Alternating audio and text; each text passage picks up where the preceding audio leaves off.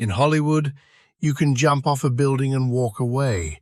You can get shot and stand back up. It's called movie magic.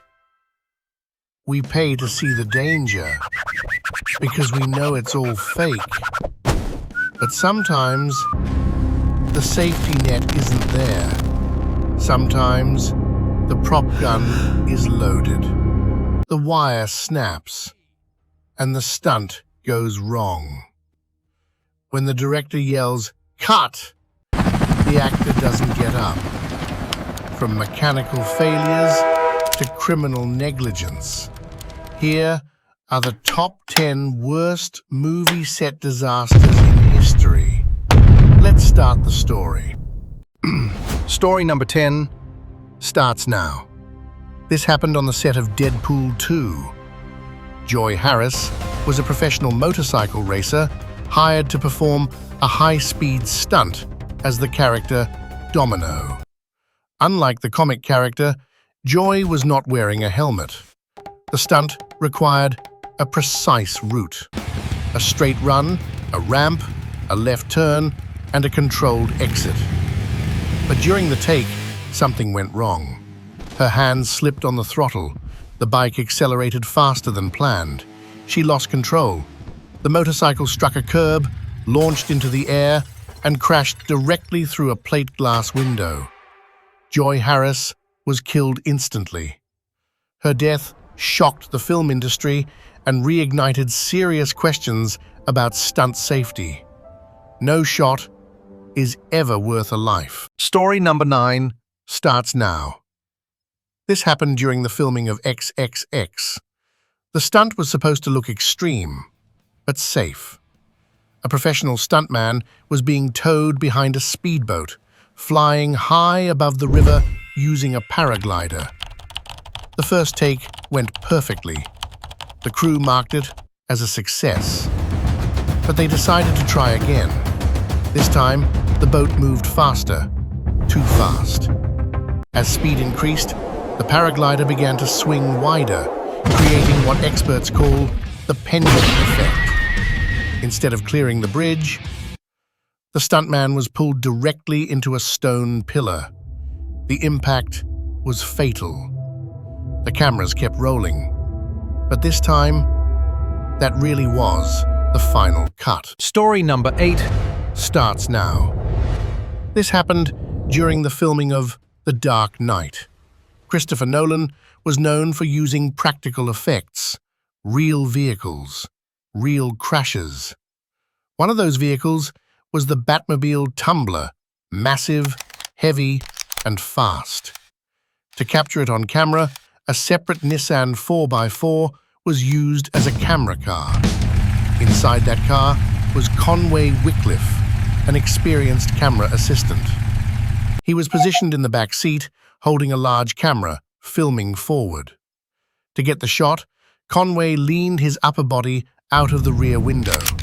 He was not wearing a seatbelt. As both vehicles moved at speed, the road ahead took a sharp 90-degree turn.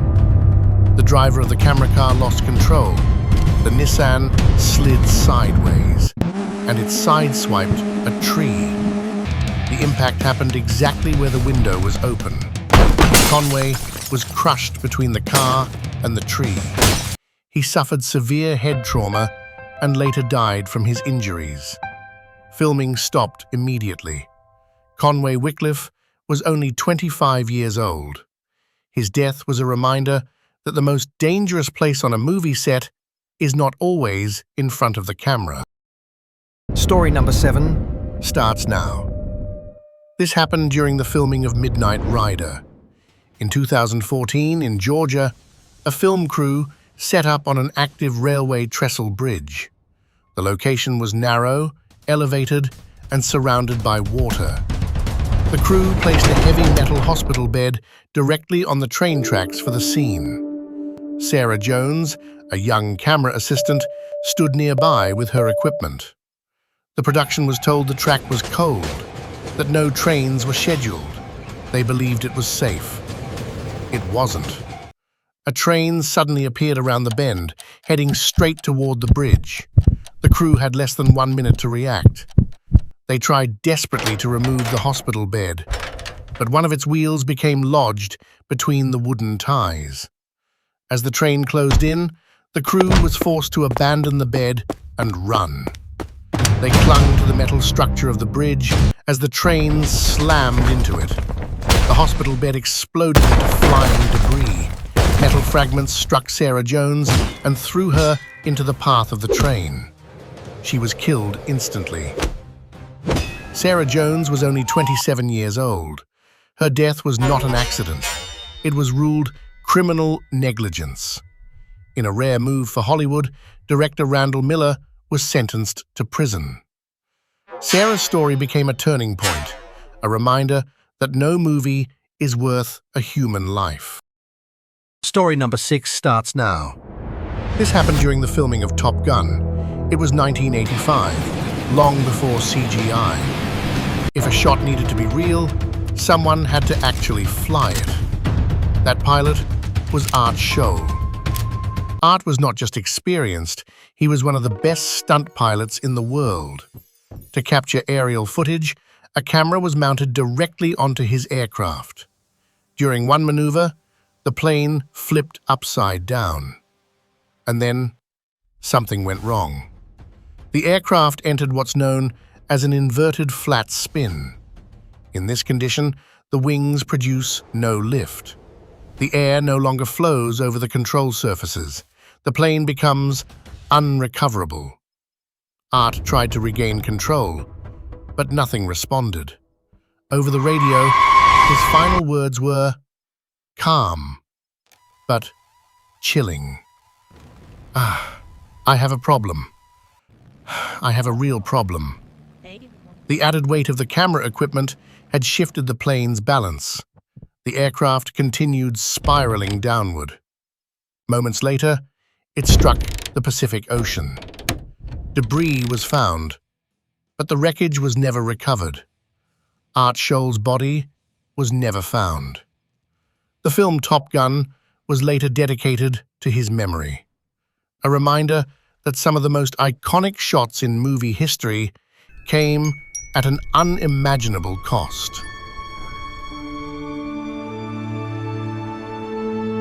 Story number 5 Starts now. This happened during the filming of Jumper. In 2008, production was underway in Toronto. The movie required massive walls made of sand and earth to create a futuristic environment. These walls weren't solid concrete. They were temporary structures, built from dirt, sand, and frozen water to keep them stable. During the cold weather, the frozen ground held everything in place. But filming ended, and teardown began. As temperatures rose, the ice inside the walls started to melt. What looked solid was no longer stable. Cracks formed beneath the surface. Below one of those walls was David Ritchie, a construction worker on the set. He had no warning. A massive section of frozen sand and earth suddenly broke free. The block fell straight down. It struck David with full force. He was killed instantly. The accident shocked the crew and halted production. Investigators later confirmed the cause. The structure was never meant to stand without the frozen ground holding it together. David Ritchie's death was a tragic reminder. Temporary sets can be just as dangerous as the stunts themselves. This brings us to story number 4. The tragedy that shocked the world. In October 2021, on the set of the Western Rust, one of the most basic rules of firearm safety was broken.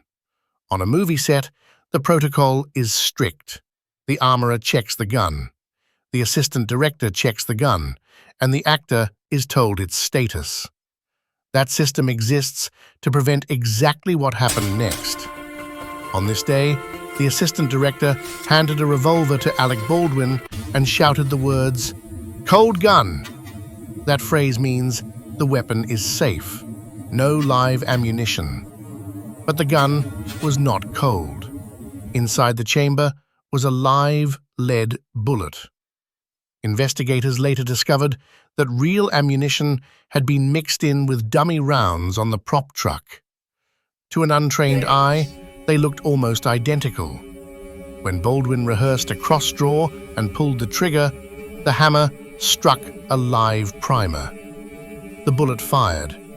It passed through the chest of cinematographer Helena Hutchins and struck the director standing behind her. Helena Hutchins died from the wound. It was not a freak accident. It was a complete and catastrophic failure of the chain of custody. A life lost because safety rules were ignored. Story number 3. Starts now. This is not a story about a switched bullet. It's about a bullet that never left the gun. Weeks earlier, a close-up scene required dummy rounds. A dummy round looks real, but it has no gunpowder. What many people don't realize is that a dummy round still has a live primer. When the trigger is pulled, that primer can fire. It doesn't have enough power to shoot the bullet out, but it has enough power to push the bullet partway down the barrel. And there it stayed, stuck inside. From the outside, the gun looked completely normal. No one checked the barrel. The gun was put back into rotation. Later, a blank round was loaded. A blank has no bullet, but it has full powder. When the trigger was pulled again, all that pressure had nowhere to go. The blank detonated. The stuck bullet was launched forward with full lethal force. On set, the clapper snapped. People thought it was acting, but the actor didn't move. He never stood up. This is how a prop gun becomes a real weapon. Not through one mistake, but through a chain of failures. Story number 2 Begins in 1982. Director John Landis wanted a shocking opening for Twilight Zone the movie. To film a Vietnam War sequence, he hired actor Vic Morrow and illegally cast 2 small children. The scene was shot at 2:30 in the morning. A helicopter hovered just 24 feet above the actors while explosions went off around them. The danger was real. During filming, a massive fireball detonated too close to the helicopter. The heat and concussion wave struck the tail rotor. The rotor failed. Without it, the helicopter spun violently out of control. It nosedived into the river, directly on top of Vic Morrow and the 2 children. All 3 were killed instantly by the helicopter's main rotor blade. The incident led to a decade-long lawsuit. It permanently changed child labor laws and safety regulations in Hollywood. And finally, story number 1. This didn't kill anyone instantly. It killed them slowly, over decades. In 1954, Hollywood filmed The Conqueror, starring John Wayne. The production took place in St. George, Utah, just 137 miles downwind from the Nevada nuclear testing site. The year before filming, the US government had detonated 11 nuclear bombs there. The desert sand was radioactive. The cast and crew worked in that dust for weeks. But it didn't stop there. The filmmakers shipped 60 tons of the contaminated dirt back to Hollywood to use on studio sets. They were literally rolling in radiation. Years passed, then decades, and the consequences began to appear. Out of 220 cast and crew members, 91 developed cancer. John Wayne died of cancer. So did the director, Dick Powell. So did the leading actress, Susan Hayward. Statistically, this cluster of cancer cases is almost impossible to explain by chance. The Conqueror remains the deadliest movie production in history. A reminder that sometimes the most dangerous thing on a set isn't what you can see, it's what you breathe. Cinema is a dream factory, but these stories remind us that the people who build those dreams are real, fragile human beings. No shot, No angle, no explosion is ever worth a life. Which of these stories shocked you the most? Let me know in the comments below. Stay safe, and thanks for watching.